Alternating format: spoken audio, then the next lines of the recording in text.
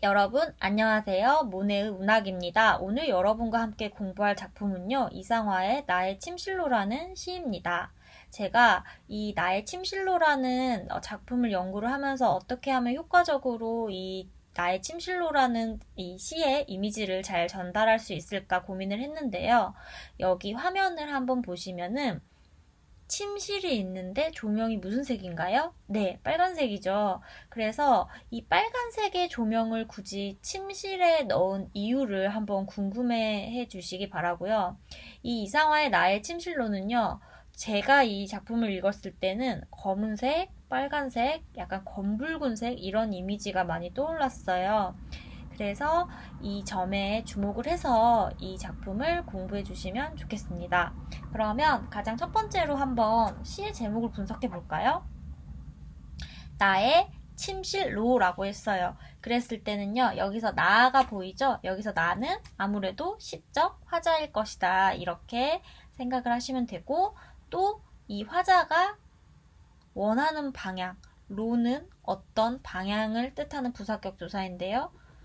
내가 어디를 가고 싶어 해요? 침실을 가고 싶어 해요. 그러면 보통은 화자가 원하는 거면 긍정적인 것이죠.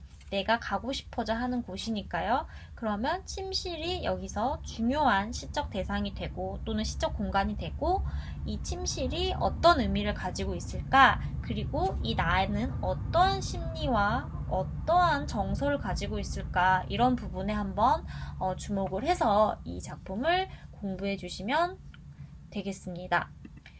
그 다음은요, 함께 생각해 볼 작품들인데요. 딱 한 가지만 기억을 해주세요. 이상화라는 시인을 생각했을 때는 이상화는 일제강점기 시인이고요. 또 이 사람의 가장 대표작이라고 말한다면 빼앗긴 들에도 봄은 오는가라는 이 시적 제목입니다. 이 작품이 굉장히 일제강점기 시대 현실에 대한 그런 고통과 서러움에서 그 빼앗긴 들이라는 건 우리의 그 조국, 국토를 얘기하고요. 봄은 해방을 얘기한다. 이렇게 많이들 알려져 있어요. 그래서 이상화라는 작가가 굉장히 이렇게 이 시를 읽으면 전투적이고 굉장히 의지적이고 적극적인 사람인가 이렇게 이해를 할 수 있습니다. 하지만 그 이상화라는 작가가 쓴 이 나의 침실로 같은 시를 보면요. 이 시는 1920년대 쓰여진 시인데 이상화가 처음부터 그러지 않았다는 것을 알 수가 있어요. 그래서 이렇게 시를 썼던 이상화라는 시인이 1940년대로 넘어가면서 일제강점기 후반이 되면서 좀 더 적극적으로 조국의 광복, 그 다음에 해방을 원하게 됐다. 이런 시대적인 흐름도 함께 생각을 해놓으면 좋겠습니다. 중요도를 따지자면 나의 침실로보다는 빼앗긴 들에도 봄은 오는가가 훨씬 더 친숙하고 더 자주 문제에 나오거나 공부를 해야 될 작품으로 선정이 되기 때문에 오늘 이 시를 공부하고 또 이상화의 빼앗긴 들에도 봄은 오는가를 학습을 하면 더 좋을 것 같아요. 자, 그러면 이 시에서 꼭 알아야 될 체크 포인트 두 가지를 말씀을 해드리겠습니다. 첫 번째는요, 1920년대 퇴폐적 낭만주의에 대해서 근본적으로 이해를 해야 합니다. 제가 왜 이런 얘기를 하냐면요. 이 1920년대에 특정한 시의 경향이 있었어요. 이건 1920년대 초반에 잠깐 있었다가 사라지는 경향이기 때문에 그 수가 많지 않고 그 중에 굳이 꼽으라면 이상화의 나의 침실로 같은 시가 가장 대표적이기 때문에요. 1920년대 낭만주의 시를 공부를 한다. 그러면 이 작품 하나라도 충분하다는 걸 알려드리고 싶습니다. 그러면 왜 1920년대에는 이 잠깐 퇴폐적 낭만주의가 있었나 이 배경에 대해서 제가 설명을 한다면요. 1920년 전은 1919년이죠. 이때 어떤 게 있었냐면요. 우리가 잊을 수 없는 3.1절, 3.1운동이 있었습니다. 근데 이 3.1운동이 실패했나요? 성공했나요? 실패했죠. 그래서 3.1운동이 실패한 다음부터 시인들은 지식인이잖아요. 지금은 시인들이 굉장히 소외되고 저평가되는 경향이 있지만 당대 시를 썼다 하면은 그 당대는 문맹률도 높았기 때문에 시를 쓸 수 있는 사람들은 지식인이었어요. 그런데 이 지식인들이 모여서 3.1 운동을 도모했지만 이 3.1 운동이 실패했다. 그러면 지식인들이 좌절을 하게 됩니다. 현실에 좌절을 하면요. 내가 현실에서 이룰 수 있는 게 아무것도 없다고 생각하게 되면요. 자연스럽게 인간이란 어떤 마음을 품냐면 현실 도피를 하고 싶어요. 이 현실을 벗어나서 다른 세계를 꿈꾸는 거죠. 그런데 이 현실을 벗어나면 무슨 세계가 있냐? 환상의 세계가 있겠죠. 이건 상상 속의 세계. 그 다음에 이 현실을 도피하기 위해서 많은 사람들이 이것을 합니다. 죽음을 선택을 하는 경우가 있는데요. 그래서 죽음. 그 다음에 현실이 싫은 거예요. 그래서 쾌락이라던가 사랑이라던가 뭐 이런 퇴폐적인 경향으로 잠깐 빠집니다. 이런 걸 보고 낭만적 감상주의 또는 퇴폐적 감상주의 이렇게 부른대요. 낭만적이고 퇴폐적인 것은 우리가 현실을 다루다기보다는 현실과 대척하고 있기 때문에 그 안에 있는 상징적인 의미가 굉장히 중요합니다. 그래서 이런 퇴폐적이고 유미적이라는 말은 굉장히 아름다움을 추구하는 거예요. 그러니까 현실은 너무 잔인하고 그 당시 일제한테 짓밟히는 우리 조국의 모습이 너무 한탄스러우니까 반대로 환상 속에서 막 아름다움을 찾는 거예요. 그곳에서는 우리 조국이 짓밟히지도 않고 굉장히 행복하거든요. 근데 이런 거는 잠깐의 환상이니까 되게 허무적이고 또 뭐 죽음을 추구하거나 이런 게 있습니다. 그래서 이런 거를 또 병적이다라고 해서 비판을 받기도 해요. 현실을 외면하고 지식인들이 병적 낭만주의에 빠졌다. 이건 병폐다. 이렇게도 얘기를 하는데요.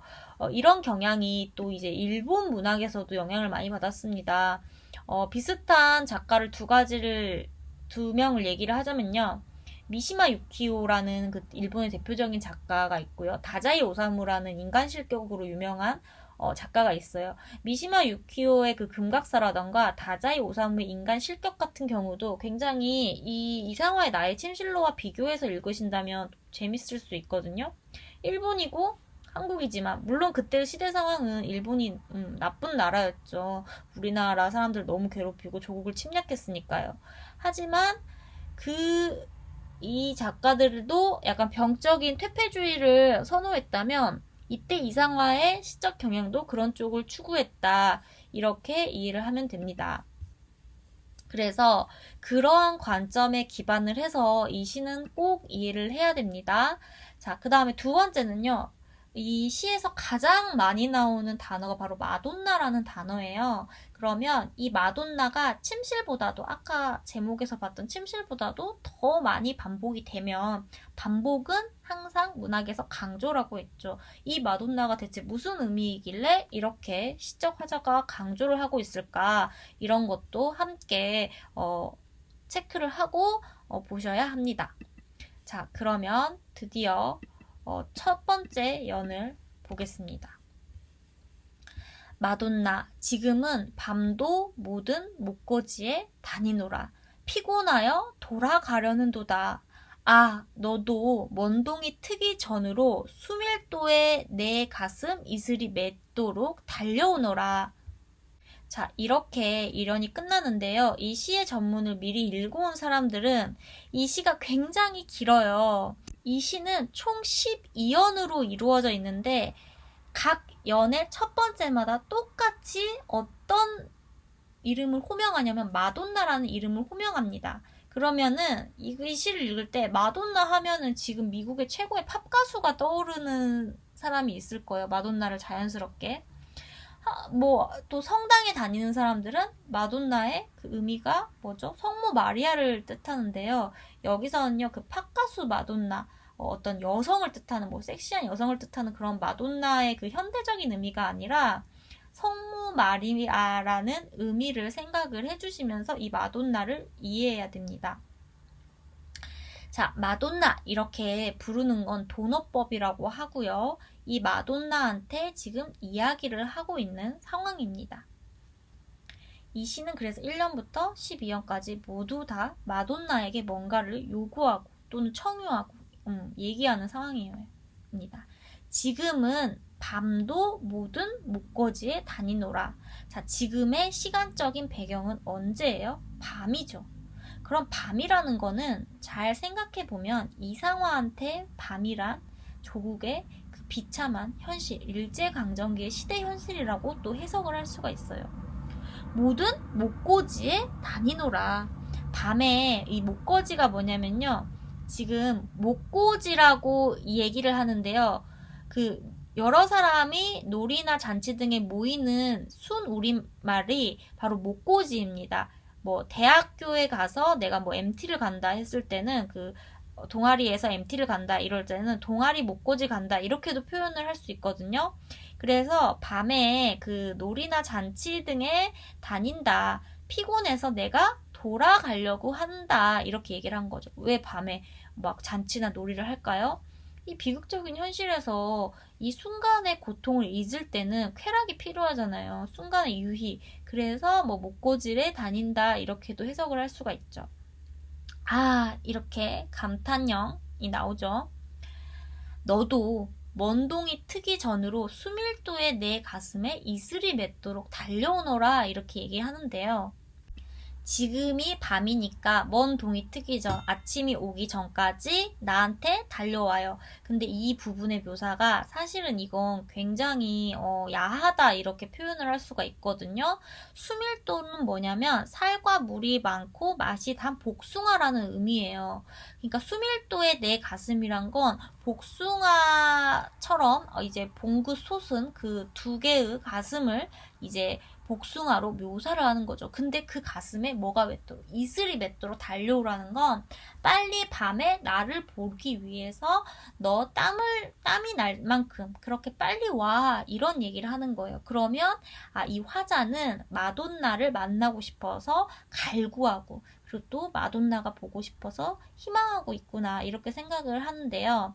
계속해서 1연부터 12연까지 마돈나를 만나고 싶어 하는데 성모 마리아를 이렇게 육체적으로 표현한 게 맞느냐라고 얘기를 한다면 우리가 그 서양에서 성모 마리아를 그 그린 그림들 같은 경우를 자세히 보면요. 아기 예수한테 젖을 물리고 있는 모습이라던가 그런 여성의 육체적인 아름다움을 굉장히 표현을 섬세하게 하고 아름답게 한 그림들이 많아요. 그렇기 때문에 그 서양의 그런 마돈나, 성모 마리아를 묘사한 그림에 이 영향을 받아서 이렇게 표현했다고 볼 수도 있고 또 먼저 얘기를 하자면 이 마돈나를 왜 자꾸 이 사람이 찾느냐. 성모 마리아는 종교적으로 또는 인간에게 구원을 주는 존재죠. 그러면 이 마돈나는 사실은 조국을 이 밤에 빨리 달려와서 조국을 구해주는 존재라고도 해석을 할 수가 있습니다. 제가 1연에서 이렇게 상징적인 의미를 미리 알려드리는 거는 이 시의 그 난이도가 조금 있기 때문에 이 상징적인 의미를 먼저 알고 시를 읽으면 쉽게 더 이해할 수 있기 때문이에요. 자, 그러면 어쨌든 여기서는 마돈나를 굉장히 보고 싶어하는 그런 화자의 심정이 느껴지시죠? 자, 그러면 2연으로 넘어가겠습니다. 마돈나, 오려무나 내 집에서 눈으로 유전하던 진주는 다 두고 몸만 오너라.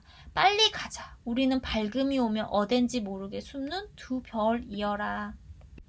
사실 이 연도 1연과 똑같아요. 마돈나 이렇게 부르죠. 오라구, 오려무나 1연에서 했던 얘기 그대로 하는 거예요.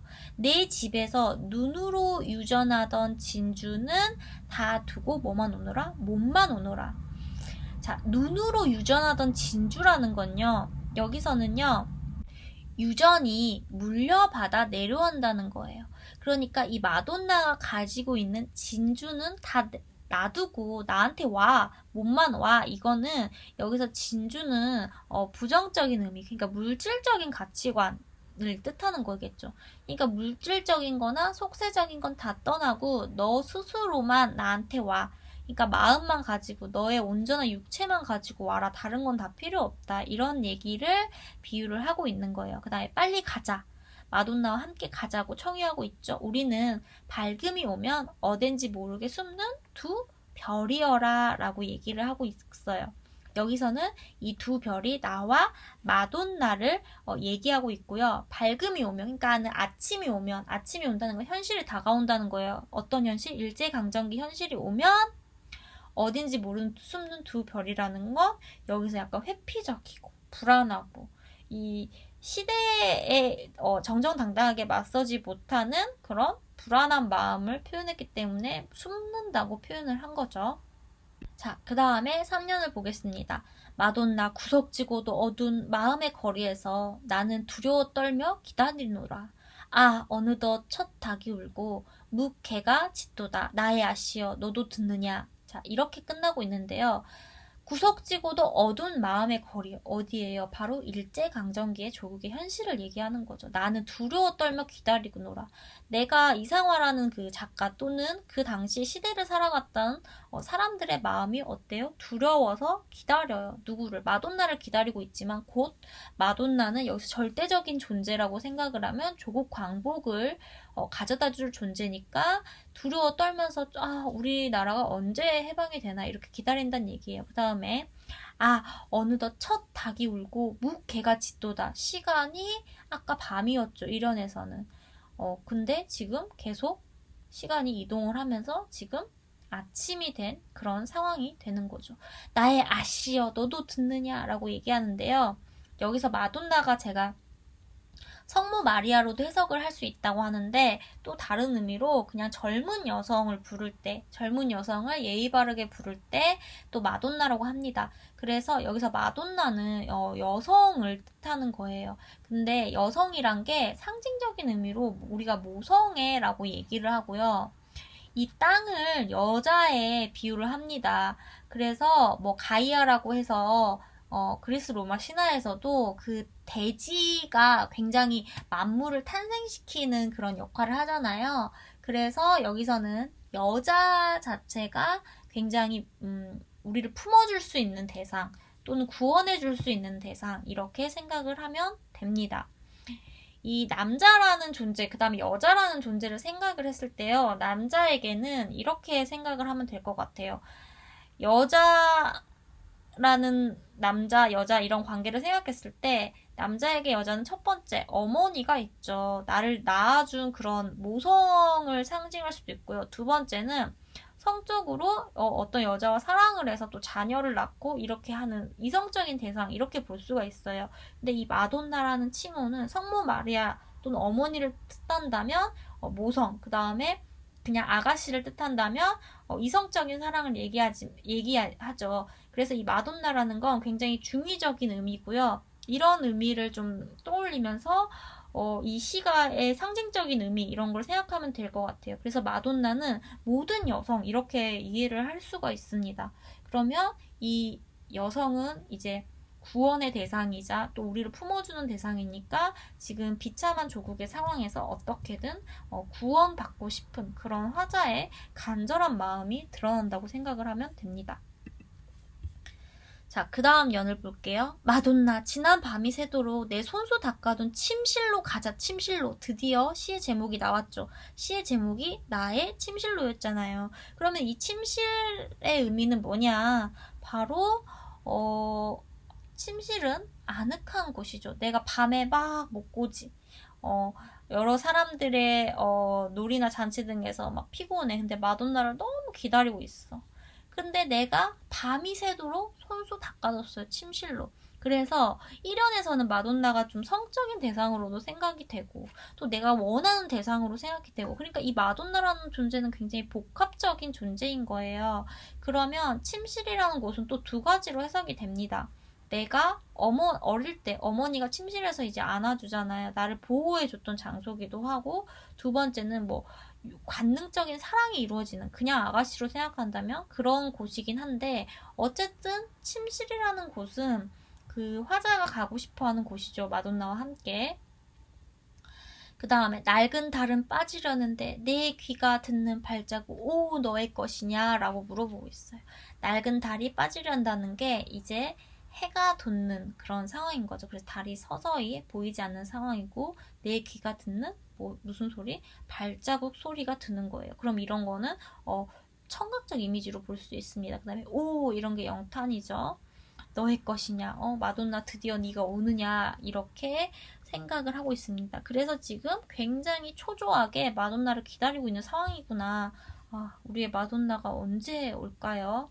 자, 그 다음 년을 볼게요. 마돈나 짧은 심지를 더우잡고 눈물도 없이 하소연하는 내 마음의 촛불을 봐라. 양털 같은 바람결에도 질식이 되어 야푸른 연기로 꺼지려는 도다. 이렇게 얘기를 하고 있습니다. 사실 이 시는요, 상징적인 요소가 있긴 있지만 그렇게 뭐 절제가 많이 된 시는 아니에요. 왜냐면 이때는 이제 낭만주의, 감상주의이기 때문에 자기의 그 마음을 아주 술술 풀어내고 있어요. 짧은 심지를 더우잡고 눈물도 없이 하소연하는 내 마음의 촛불이라는 건 내 마음을 뭐에 비유를 한 거예요? 촛불이라고 은유적으로 비유를 한 거예요. 근데 촛불 같은 경우는요, 자신의 그 마음을 녹이면서, 자신의 것을 녹이면서 불을 밝혀주잖아요. 그러니까 나는 촛불을 켜는 것처럼 너를 아주 초조하게 기다리고 있다. 너무 이게 근데 이 촛불이란 게 굉장히 희생을 하는 그런 사물로 볼 수가 있는데 자기 몸을 뜨겁게 태워가지고 자신은 사라지면서 빛을 주니까요. 그러니까 그만큼 굉장히 고통스럽게 너를 기다리고 있다.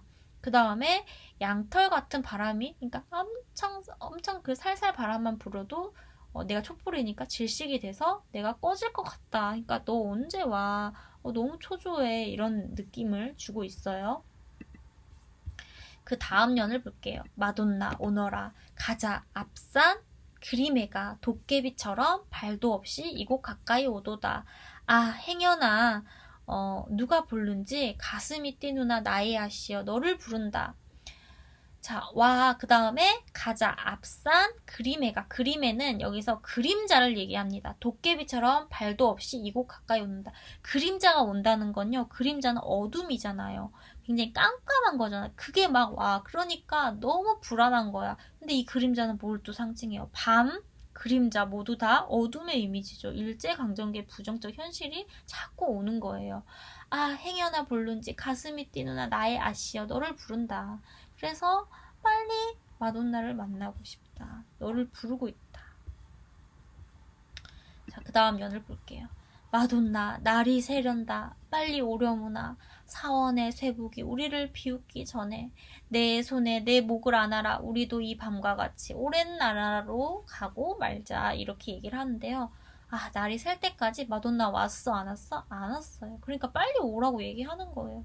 그 다음에 사원의 쇠복이 우리를 비웃기 전인데 이 절에서는요, 아침이 되면은 그 좀 절에서 좀 높은 스님들이 나와가지고 북을 치세요. 그 북을 치는 게 저는 이제 템플스테이 가서 봤는데 굉장히 멋있고요. 굉장히 정갈하고요. 굉장히 경외감을 주는. 그래서 아침에 이제 북도 치시고 그게 시간별로 이제 저녁에도 북을 치시고 이래요. 그러니까 사원의 새벽이 두들겨진다는 건 결국 아침이 오는 거니까 마돈나를 이제 밤에 같이 침실로 가려고 했는데 갈 수가 없었잖아요. 그래서 내 손에 내 목을 안아라. 우리도 이 밤과 같이 오랜 나라로 가고 말자. 자, 이 부분도 한번 생각을 할게. 제가 계속 이 마돈나의 의미를 두 가지로 해석을 하고 있잖아요. 그 성모 마리와 아가씨라는 의미. 자, 그러면은 내 손에 내 목을 안아라 이런 거는 정말 단순히 내가 사랑하는 성적으로 좋아하는 이성적으로 좋아하는 여자한테 내 목을 안아라. 그래서 같이 침실로 가자. 오랜 나라는 침실을 얘기하는 거죠. 그리고 또 영화도 있고 유명한 조각상인 피에타라는 조각상이 있는데요. 그 모습을 보면 그 아기 예수, 그러니까 거기서 아기 예수라기보다는 어른 예수가 되는 그 모습을 성모 마리아가 그 안고 있는 그런 피에타라는 상이 있습니다. 바로 미켈란젤로가 조각해가지고 지금은 바티칸 시국의 베드로 대성전에 보관돼 있는 그런 아름다운 조각상이 있어요. 그 부분에서도 마돈나가 아기 예수를 안고 있는 그런 모습이 나오는데요. 그래서 여기서 저는 이렇게 생각을 했거든요. 내 손에 내 목을 안아라 이렇게 얘기를 하는 게요. 모성애 어머니의 사랑으로도 해석이 되고 이성적인 사랑으로도 해석이 됩니다. 그래서 이 마돈나라는 건 굉장히 여성이라는 안아주는 대상, 포근한 대상 이런 거를 표현했다고 저는 생각을 했어요. 그 다음을 볼게요. 마돈나, 뉘우침과 두려움에 외나무 다리 건너 있는 내 침실 열 리도 없으니 바람이 불도다 그와 같이 가볍게 오려무나 나의 아시여 내가 오느냐 이렇게 얘기를 하고 있는데요. 자, 여기서도 똑같습니다. 마돈나가 계속 안 오니까 계속 마돈나한테 와 이걸 얘기하는 거예요. 뉘우침과 두려움의 외나무 다리라고 얘기하고 있는데요. 자, 외나무 다리의 의미 여기서는 뉘우침하고 두려움이라는 건 내가 지금 현실 세계에서 느끼고 있는 불안한 마음, 고통스러운 마음이죠. 근데 그 고통에서 외나무 다리를 건너면 뭐가 있어요? 침실이 있어요. 아까 말했던 침실은 현실과 대비되는 이상적인 공간, 내가 편안하게 쉴 수 있는 침실, 안식의 공간이라고 했죠. 그럼 외나무 다리는 여기서 뭐냐? 현실과 이상을 연결시켜주는 매개체, 연결체 이렇게 볼 수가 있습니다. 근데 이 연결체는 쉽지가 않아요. 외나무 다리라는 건 건너기 힘들겠죠. 열 리가 없다. 그러니까 결국에는 너밖에 이 마음을 열어줄 사람이 없다. 이렇게 얘기하는 거예요. 바람이 불도다. 바람이 부는구나. 그와 같이 가볍게 오려무라. 나의 아시여 내가 오느냐? 아까 그 앞의 영과 똑같이 빨리 와. 이런 얘기를 하고 있는 거죠. 자, 그 다음 볼게요. 마돈나 가엾어라 나는 미치고 말았는가 없는 소리를 내 귀가 들음은 내 몸에 피란 피 가슴에 샘이 말라버린 듯 마음과 몸이 타려는 도다. 자, 마돈나가 오는 소리가 분명히 들렸는데 마돈나가 왔다 안 왔다 안 왔어요. 그래서 내가 미쳤냐 이런 얘긴데요. 이건 또 지식인의 입장을 생각하면 3.1 운동 때 광복이 될 줄 알았잖아요. 이 광복이 꼭 마돈나처럼 너무 기다리는 존재야. 그래서 광복이 될 줄 알고 3.1 운동을 열심히 했는데 이게 좌절되니까 너무 혼란스럽고 내가 미쳤나? 우리 조국 어떡하지? 이렇게 혼란스럽고 불안한 초조한 마음을 또 이렇게 표현을 했다고 볼 수가 있습니다. 내 몸에 피란 피, 가슴에 샘이 말라버린 듯 자, 이거 다 비유법이죠. 마음과 몸이 어떻게 해요? 타려는 도다. 그래서 너무너무 너를 기다리고 있어. 이 얘기를 하는 거죠. 제가 빨간색의 이미지를 처음 썸네일에 썼던 이유가 여기서 피라는 내용이 나오기 때문이에요. 그러니까 지금 굉장히 고통스럽게 마돈나를 역시 기다리고 있구나. 자, 그 다음 볼게요.